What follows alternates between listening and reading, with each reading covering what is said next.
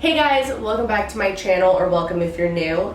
For those of you who don't know me, my name's Sam. I'm a licensed cosmetologist, and in today's video, we have something that we need to talk about. This video is aimed more so for other cosmetologists, but even if you don't work in this field and you're just watching from a client perspective, hopefully this will be relatable for you, and I want you to weigh in the comments and let me know if you've experienced this and how it makes you feel. I want to talk about some things that will cause a client to stop coming to you. I posted a video a few weeks back talking about what you should do as a cosmetologist if you have a client that's unhappy, and we got this conversation going in the comments, and a lot of people were sharing their perspective, and we started talking about other pet peeves that you have with hairstylists that you've encountered in the past. So Blackthorn Rose 127, shout out to you, thank you for getting this conversation going and sparking the idea for this video. They said, my biggest pet peeve is when you find a stylist, you start going to them regularly, getting the same services, and you can tell from that initial appointment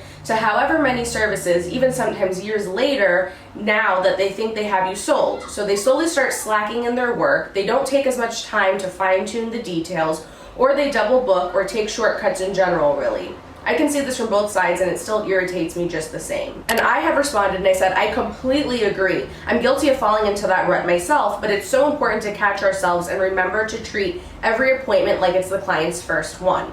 And they responded, that's actually enlightening the way you said it, as a creative rut, because that's actually understandable. But when it comes across as a lack of caring and or time, I think that's when it creates an uneasy feeling for the client and a want for them to go to someone new. And then Diana O'Neill jumped in and said, yes, I was always on time for appointments, and one time I was told the stylist was in the back eating lunch, which I understand, but he made me wait 15 minutes before coming out to me. How about if I was late? It's disrespectful when you make an appointment and blatantly disregard your time as a client. He was way too comfortable with me. Then Jessica Murphy commented, she said, when I found my last stylist, the first service was the best. Enough to convince me to keep coming back, but each time after that, it got worse and worse. I would leave a frizzy mess and was charged a different amount each time for some reason. Then Always Green said, I couldn't agree more. I got my hair done from a new stylist last year. He did an amazing job, and I was so happy that I found him. I went back again this year, and he did such a sloppy job, and service sucked. So that got me thinking, because I do think that this is a common problem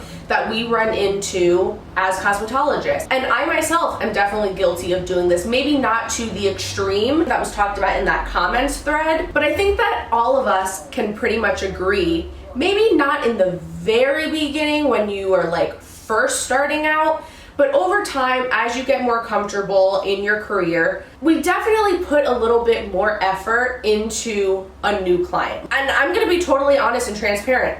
I do that. If I see that I have a new client on my schedule, I'm more likely to spend a little extra time getting ready that morning. I'm not gonna just like throw on the same leggings and like loose baggy t-shirt that I usually would wear. I'm gonna, try to make myself look a little bit cuter. You wanna make a good impression, And usually you're going to spend more time doing a more thorough consultation that first time because it is a new client. You need to get to know them, you need to get to know their hair, their likes, their dislikes, etc. And once you start to get to know somebody, you get comfortable with them. And especially in this field, when people come into the salon to get a service done, they open up. We end up learning everything about our clients. We know all about their love life, we know about their family, we know about their career and that person at work that they just can't stand. You kind of form like a friendship with them, and you just feel really comfortable with them. They feel really comfortable with you, and that can be a good thing.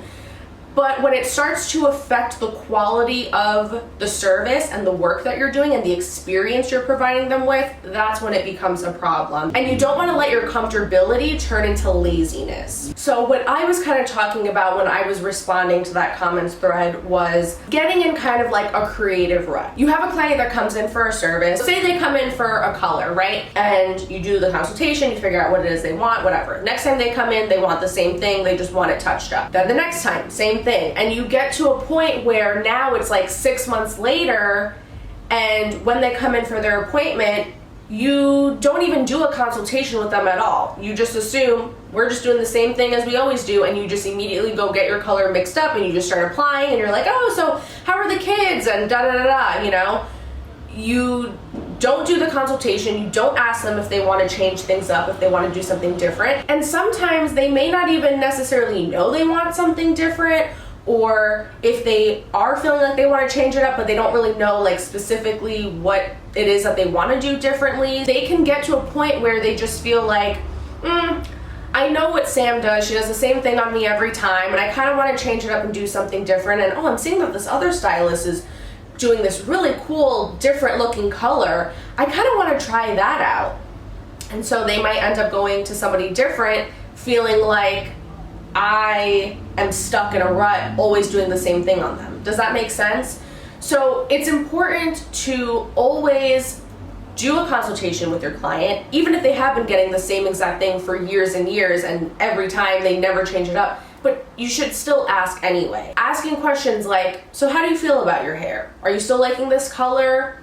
How are you feeling like it holds up on you? Would you be interested in trying something a little bit different? Or hey, I know that you usually do XYZ, but what do you think about like maybe brightening it up a little bit just for the summertime? Would you be interested in trying something a little bit different? Like maybe just adding a couple of like face framing highlights? And even if they say no and they don't want that, then that's fine, but at least you're offering them something different, and it's showing that you care and that you have recommendations to offer them. Plus, if you just immediately start going and mixing up your color, you're not even giving them the opportunity if they did want to do something different. It's kind of too late at that point, right? So make sure that you're always doing consultation. It doesn't have to be as long and as thorough as it would be for a first-time client. Also, sometimes when you get too comfortable with the client, you don't put in the same amount of effort and you don't give them the same kind of energy and same quality level of experience. When you have a first-time client, you really are trying to impress them and win them over, so you're giving them like an extra long head massage, and you're doing all these little extra things,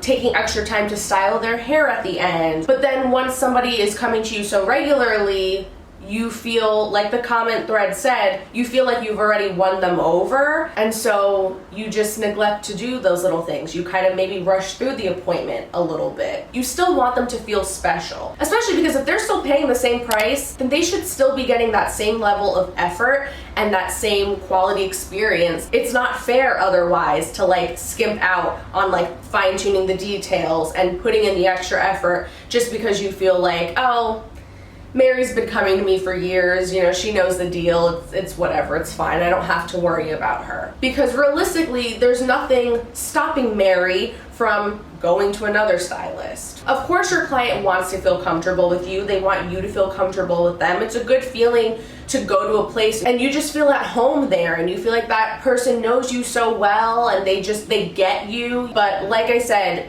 there's a fine line between comfortability and laziness, and you don't want to get over into the lazy zone, because at the end of the day, even if your client does become more like a friend to you, they are still a client. If they are paying you money to do a service, it's a business transaction, and you got to stay professional and you've got to give them the best quality experience possible. And don't ever get too comfortable and too cocky thinking that someone is going to stay with you forever and that you don't have to keep winning them over anymore. That's going to be it for this video. Thank you so much for watching. Leave your thoughts down in the comments. Let me know, have you ever experienced this before, either from a stylist perspective or a client perspective, and what are your thoughts? If you liked this video, be sure to give it a thumbs up. Make sure you're subscribed to my channel if you like content like this, and hopefully I'll see you in my next video.